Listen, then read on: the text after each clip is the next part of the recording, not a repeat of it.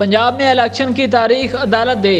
सुबह पंजाब और खैबर पख्तूनख्वा में इलेक्शन के मामले पर डेडलॉक के बाद इलेक्शन कमीशन ऑफ पाकिस्तान ने मुकर्ररा मुद्दत में इंतखाबात कराने के लिए अदलिया से रजू करने का फैसला किया है। ये फैसला chief election commissioner Sikandar Sultan Raja की ज़ेर सदारत इजलास में किया गया। इजलास के दौरान इंतखाबात के मामले पर कमीशन के लिए दस्तियाब कानूनी और आइनी ऑप्शन पर तफसीली गौर किया गया।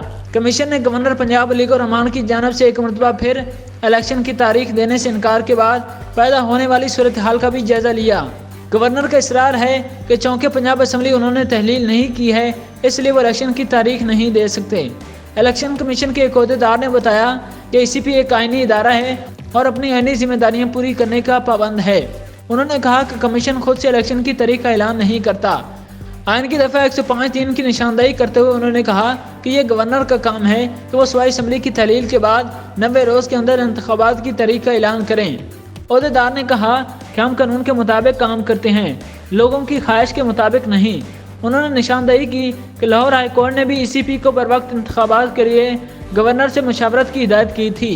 पाकिस्तान तहरीक इंसाफ ने सूबे में इंतखाबात की तारीख के लिए लाहौर हाई कोर्ट में दरख्वास्त दायर की थी, जिस पर 10 फरवरी को लाहौर हाई कोर्ट ने पीटीआई की दरख्वास्त मंजूर करते हुए पंजाब असम्बली के इंतखाबात की तारीख का फौरी ऐलान करने का हुक्म दिया था। जस्टिस जवाद हसन ने मुख्तसर फैसला जारी करते हुए कहा था कि इलेक्शन कमीशन असम्बली तहलील होने के बाद 90 रोज़ में इंतखाबात कराने का पाबंद है और इसलिए इलेक्शन का शेड्यूल फौरी तौर पर जारी किया जाए। फैसले में कहा गया था कि इलेक्शन कमीशन को हिदायत की जाती है कि वह सूबे के आइनी सरबराह गवर्नर पंजाब से मशावरत के बाद पंजाब की सूबाई असम्बली के इंतखाबात की तारीख का ऐलान नोटिफिकेशन के साथ फौरी करे और यकीनी बनाए कि इंतखाबात आइन की रूह के मुताबिक 90 रोज़ में हों।